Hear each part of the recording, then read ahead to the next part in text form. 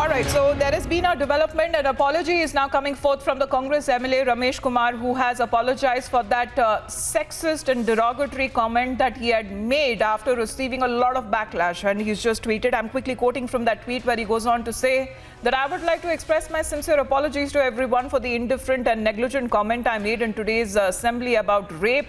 My intention was not to trivialize or make light or heinous crime, but an off-the-cuff remark. I will choose my words carefully next time. So those are the remarks actually when it comes to the Karnataka Congress MLA Ramesh Kumar that evoke controversy after making a distasteful and a sexist remark on rape. And that's the apology tweet on your screens, where he was sitting in the premises of the Legislative Assembly, and the off-putting remarks that garnered a lot of condemnation from all corners, including his own party leaders there, and of course the BJP that has been demanding the eviction of the six-time legislator. Let me go across to Sagaraj. Well, too late now when it comes to the apology coming from the Congress leader there, Sagaraj?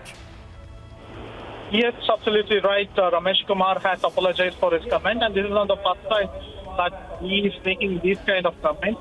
Even in past, he has made a comment that he feels like he's a rape victim, and even after that, he has apologized inside the assembly. And even this time, after making this kind of shameful comment, again he has apologized, saying that he'll be careful about using his words going forward. No, also Sagaraj, when he goes on to say that these were off-the-cuff remarks, in a way he's justifying by what he has said, and he is completely not exactly regretting what he has said. And we know that already the BJP is demanding his resignation, and the comments of the Congress MLA is also coming at a time when the Congress top brass has been vociferously raising issues when it comes to women empowerment and gender equality. We'll come back to you, Sagaraj, for the moment. Thank you.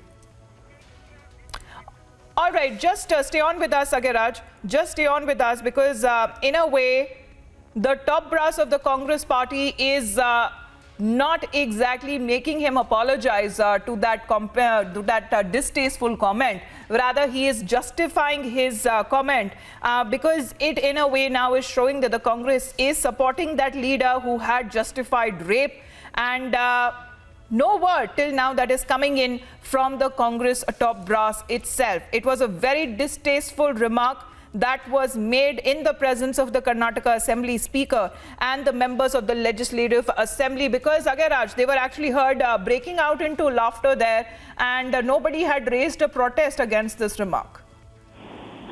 Absolutely. It has become a piece of joke for all these legislators and elected representatives for the state of Karnataka. Remember when he made a statement in 2019 that he feels like a rape victim? At that point of time, everybody were giggling rather than protesting against it.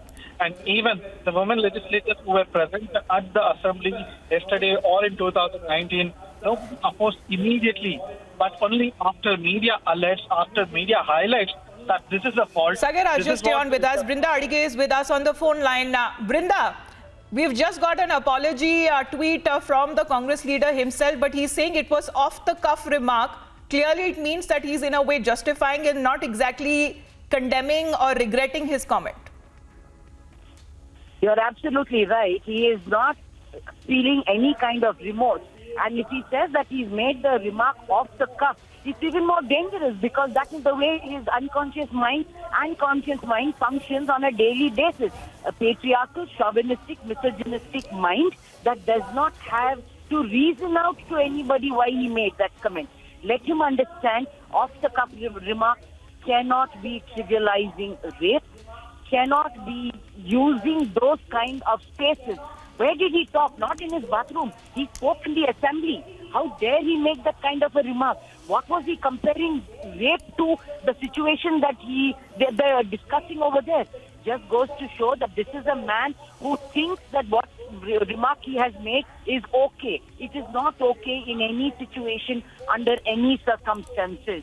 And let him apologize, not give reasons and justifications for that filthy statement that he made. Brinda, thank you very much for joining us. I'm told Shaina NC is also with us on the phone line. Shaina, good morning. How do you compare, Shaina, because on one side you have the Congress top brass who has been raising issues of women empowerment and gender equality. On the other side, their own leaders make such distasteful comments. And what sort of an apology is this when he says that I will choose my words carefully next time? Firstly, the Congress MLA Ramesh Kumar is not some ordinary leader. The Congress must take cognizance of it. He laughs off a statement and says when rape is inevitable, enjoy it.